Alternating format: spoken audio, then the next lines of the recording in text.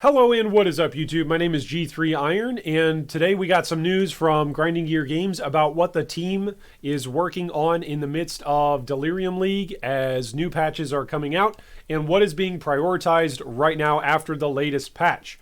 So without any further ado, I haven't had a chance to look at these yet, so let's read these together and find out exactly what direction Delirium is going to be headed in the future upcoming couple of patches.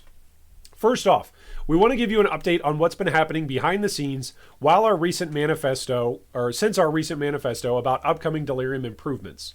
Paralyzing, wasting, eroding, diluting touch debuffs. These debuffs have been reduced substantially down to 3 seconds. This change is already out live on the realm. Okay, that's great. For those of you that were having problems with it, you could always use Combs roots, but that's a great change that should help a lot of builds be able to survive without Combs. Monster damage. We've gone through all Delirium monsters and assessed which ones need to be less deadly and have made those tweaks. We've made the following changes in this regard. First, we reduced the difficulty of Delirium monsters at each myth's depth while increasing the drop rate of Simulacrum splinters as part of the same rebalance. Hey, more Simulacrum splinters. That's great. Second, we reduced the chance of Delirium modifiers appearing on monsters by a significant amount. Third, we reduced the damage that rage monsters deal by 20%. Fourth, discuss mortars no longer deal damage on impact. Fifth, reduced the damage of the stationary volatiles created by discuss mortar skills by 30%. Next up, doubled the proximity range at which Delirium objects which spawn monsters are triggered. Next, the decelerating projectile that explodes fired by spite monsters can no longer fire multiple projectiles. Oh, thank you, GGG. There were so many projectiles. Yeah, it was too much to keep track of, and I think it was having some performance issues. Lastly, reduce the chance of malice monsters exploding when they die at higher levels.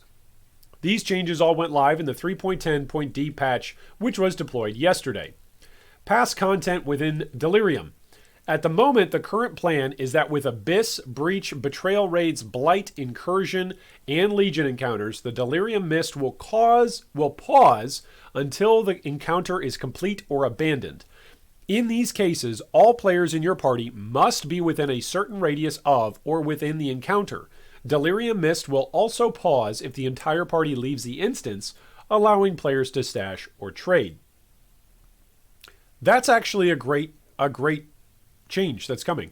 So if Delirium Mist will pause when we have to leave for trades, expect a lot more players to actually be getting back to you when you send a trade request. Because up until now, throughout the entire course of the league, it's been tough for a lot of people to get back to people on trades very quickly because if they've interacted with the mirror at all, they don't want to lose that Delirium bonus and the pack size and all of the rewards that come along with it. So 2 thumbs up, GGG, on that trade.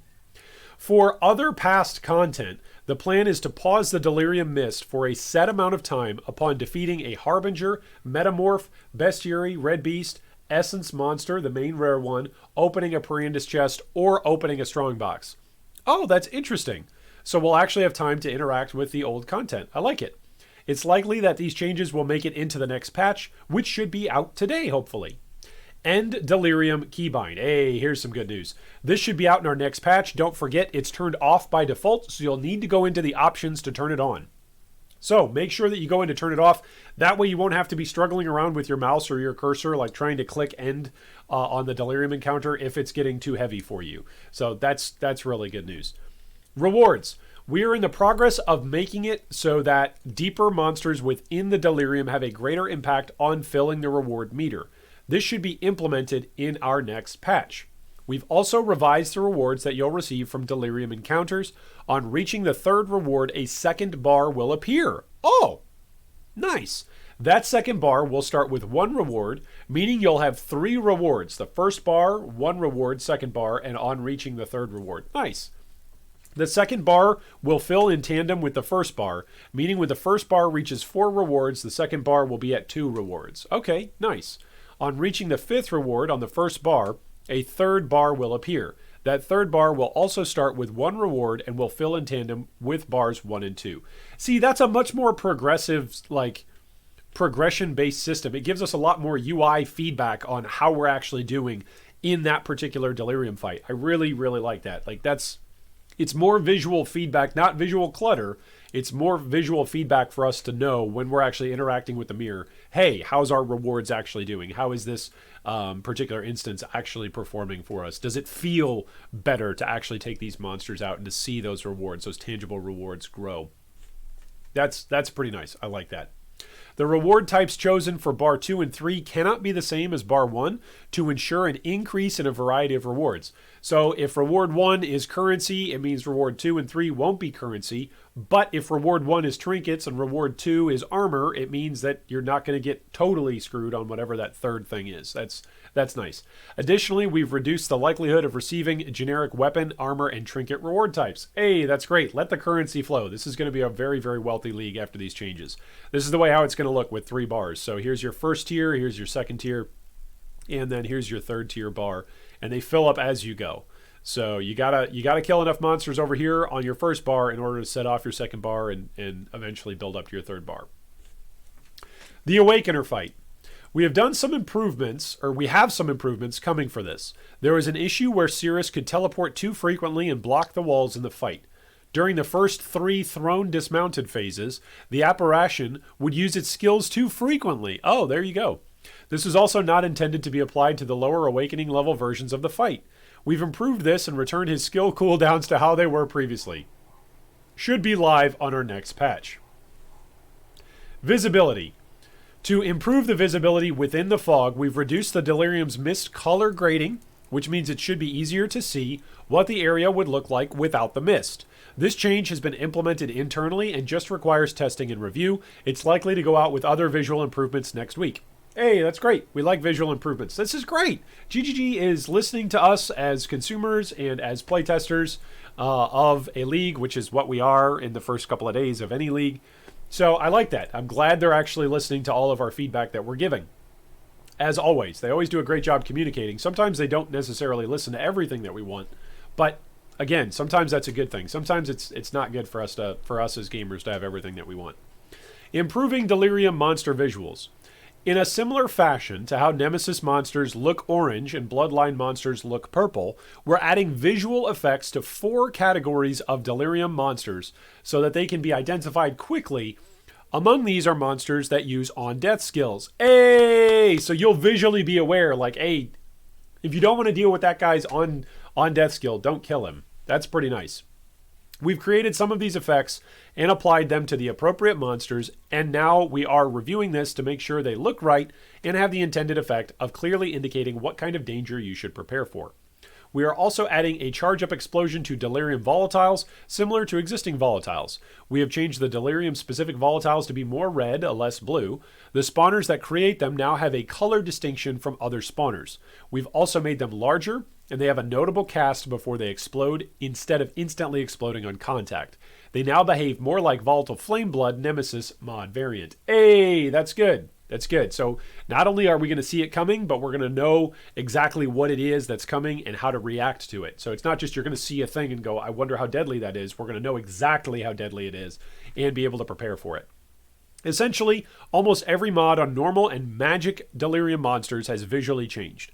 We are still iterating on these, so they are likely to come sometime next week. Okay, so visual improvements are coming later on next week. Monster reward improvements are apparently coming this week already. Monster on-death effects. We've subsequently reduced the number of monster on-death effects that can be encountered in Delirium. Hey! As discussed, we've made them pack-based, live in 3.10.d, and we are also improving how they are visually represented so that players have a better chance to counter them. Some of them are also getting an obvious wind-up similar to Volatile Flamebloods. That'll make them easier to handle, but still potentially challenging. That's good. Performance issues. Our performance investigation so far has identified 2 regressions in 3.0 or 3.10.0. The first is that some shaders were not gathered in our internal process. Many of these were fixed in 3.10.c, and this will improve in upcoming patches. The Awakener suffers from the same problem, and we'll soon fix it as soon as we can. Hey, that's great. The second is an issue where the graphics driver was being overloaded by shader uploads, was exacerbated by the increase to use more CPU cores in 3.10. We expect to fix this within a few workdays.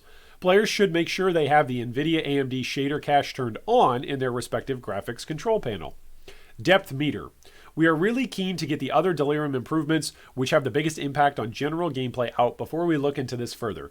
Therefore, we don't currently have an update about this, but it remains on our radar. We'll keep you updated next week as we continue to make progress on the remaining improvements we've outlined above. In the meantime, be sure to keep an eye on the patch notes for more information about other small bug fixes and improvements. Thank you so much for your continued feedback and support. Hey! This is great.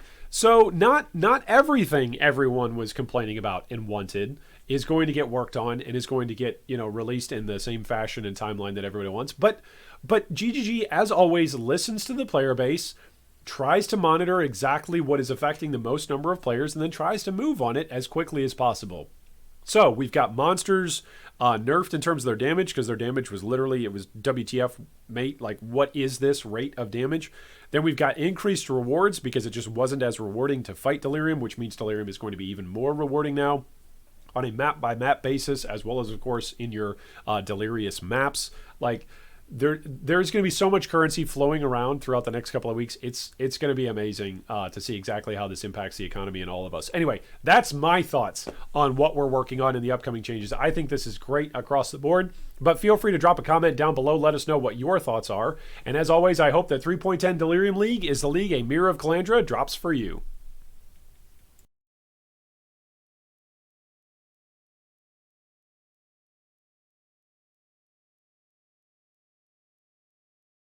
Thanks for watching that video. If you'd like more information on any of our discussion points today, you can see them down below in